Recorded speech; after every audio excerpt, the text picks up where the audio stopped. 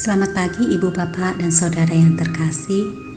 Puji syukur kepada Tuhan buat hari baru dan segala berkat kebaikan yang Tuhan sediakan bagi kita di hari ini. Selamat berjumpa dalam sapaan dan renungan pagi GKI Salatiga, Selasa 11 Januari 2022. Tema renungan pagi ini adalah keagungan kasih Allah.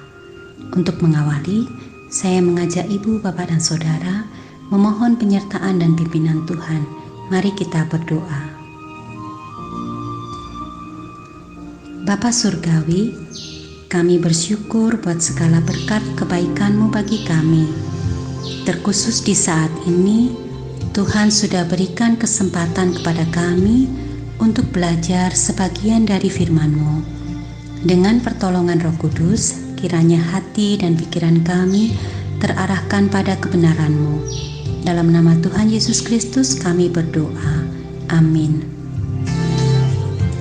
Bacaan firman Tuhan yang akan mendasari renungan kita diambil dari kitab Yunus pasal 3 ayat 10 dan Yunus pasal 4 ayat 1 dan 11 yang berbunyi demikian. Ketika Allah melihat perbuatan mereka itu, yakni bagaimana mereka berbalik dari tingkah lakunya yang jahat, maka menyesallah Allah karena malapetaka yang telah dirancangkannya terhadap mereka, dan Ia pun tidak jadi melakukannya. Tetapi hal itu sangat mengesalkan hati Yunus, lalu marahlah ia.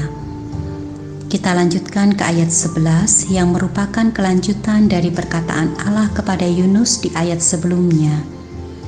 Allah berfirman, "Bagaimana tidak aku akan sayang kepada Niniwe, kota yang besar itu, yang berpenduduk lebih dari 120.000 orang, yang semuanya tidak tahu membedakan tangan kanan dari tangan kiri dengan ternaknya yang banyak." Ibu, Bapak, dan Saudara, dari bacaan firman Tuhan di atas ada 3 tokoh yang diceritakan: Allah Pencipta, Yunus, dan penduduk Niniwe.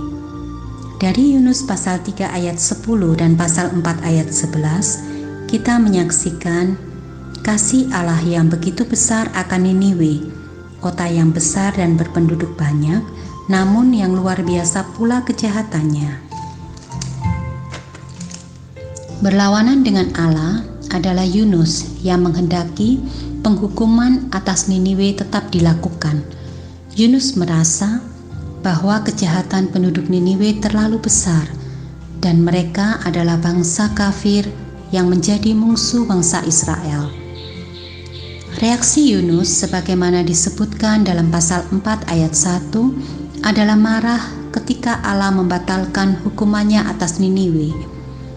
Ibu, Bapak, dan Saudara, Alkitab banyak mencatat tentang penyataan kasih Allah yang agung dan mulia kepada umat manusia dan beragam respon yang manusia berikan dan masih relevan hingga saat ini. Dan salah satunya adalah kitab Yunus. Kita mungkin pernah merasa dan berpikiran seperti Yunus yang menilai seseorang atau sekelompok orang yang banyak melakukan kejahatan sebagai yang layak untuk menerima penghukuman Allah. Ibrani 10 ayat 30 menyatakan bahwa pembalasan adalah hak Allah dan Dialah yang akan menuntut pembalasan. Dan dalam Yesaya 55 ayat 8 dan 9 juga dikatakan bahwa rancangan Allah bukanlah rancangan kita dan jalan kita bukanlah jalannya. Seperti tingginya langit dari bumi, demikianlah tingginya jalannya dari jalan kita dan rancangannya dari rancangan kita. Yunus membatasi keagungan kasih Allah dengan pemikiran dan persepsinya tentang siapa yang layak dikasihi dan siapa yang tidak. Dalam pasal 1 sampai dengan 3 dikisahkan tentang bagaimana Yunus melawan kehendak Allah dan bagaimana ia berdoa meminta pertolongannya dan doanya itu dijawab oleh Allah dan ia diselamatkan. Namun hal ini tidak menyadarkan Yunus bahwa sejatinya ia pun adalah orang berdosa yang sudah mendapatkan pengampunan dan anugerah kasih Allah. Yunus tetap merasa bahwa Niniwe tidak pantas diampuni dan layak menerima penghukuman. Yunus gagal memahami keagungan kasih Allah bagi semua bangsa, tentang bagaimana Allah ingin menjangkau dan mendekatkan semua orang kepadanya, dan bahwa Ia mau memberikan pengampunannya kepada setiap orang yang bertobat dan berbalik kepadanya. Ibu, bapak, dan saudara, kisah Yunus menolong kita untuk dapat merasakan sukacita yang dirasakan Allah ketika ada jiwa yang bertobat dan diselamatkan.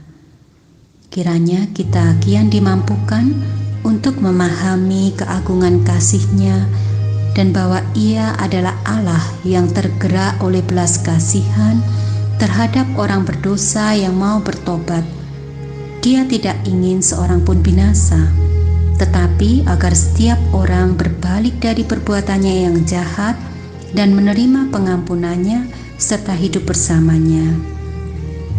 Tuhan Yesus memberkati kita semua. Mari kita berdoa. Allah Bapa di surga, terpujilah kasih-Mu yang agung dan mulia. Betapa jauhnya rancangan-Mu dari rancangan kami dan jalan kami dari jalan-Mu.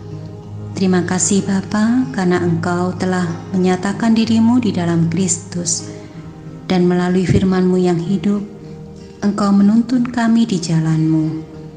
Ajar kami untuk taat dan setia melakukan kehendak-Mu dalam kehidupan kami. Dalam nama Kristus kami berdoa. Amin.